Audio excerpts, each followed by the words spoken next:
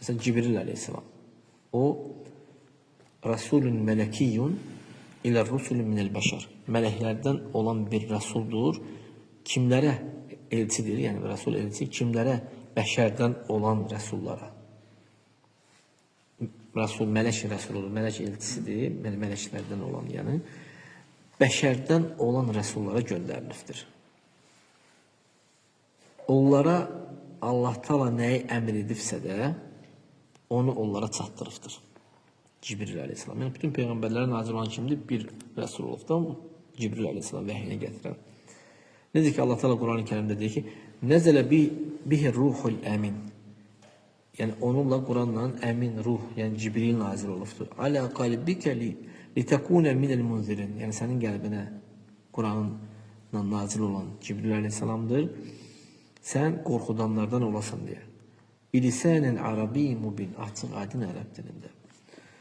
Ve kable zalike nezele bit Tevrat. Ondan önce Cibril aleyhisselam Tevrat'tan inmişti. Sonra İncil'le ve sonra Zabur'la, sonra İbrahim Musa'nın sayfeleriyle bunlarla nazil olmuştu. Allah Subhanahu Teala onlara elə bir qüdrət vermişdi ki, bəşərdən heç kim onu verməmişdi. O qüdrəti. Yəni mələklərə elə qüdrət verildi ki, bəşərdən heç kim onu verməmişdi. Onları müəyyən surətlərdə, şəkillərdə yaratmışdı. Allah Teala istədiyi kimi, istədiyi miqdarda, müxtəlif növlərdə, yəni.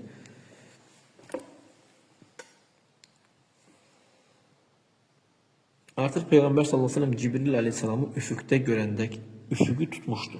Yəni həqiqətini Peyğəmbər sallallahu əleyhi görübdür. Üfüq nədir? Yəni ki, bu göylə yerin arasında olan bu yeri hamısını nədir? Tutmuşdu. Onun 600 qənədi var. Peyğəmbər sallallahu əleyhi və səlləm onu görübdür. Hətta bir kişinin formasında gəlib, bəşər formasında gəlibdir. Onunla belə danışıqdır o formada.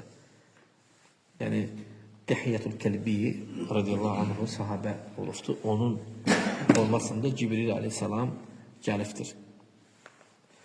Yəni o da Peyğəmbər sallallahu sahabələrindən biri olub da o şəkildə gəlib. Necə ki Ömər radiyallahu anhun hədisində deyir ki "Ellezî allama fihi Cibril aleyhisselam ashabın Nebi sallallahu əleyhi və səlləm bel cemiyel ümmə." Ömər radiyallahu anh hədisində gəlir o dini öyrətməyə.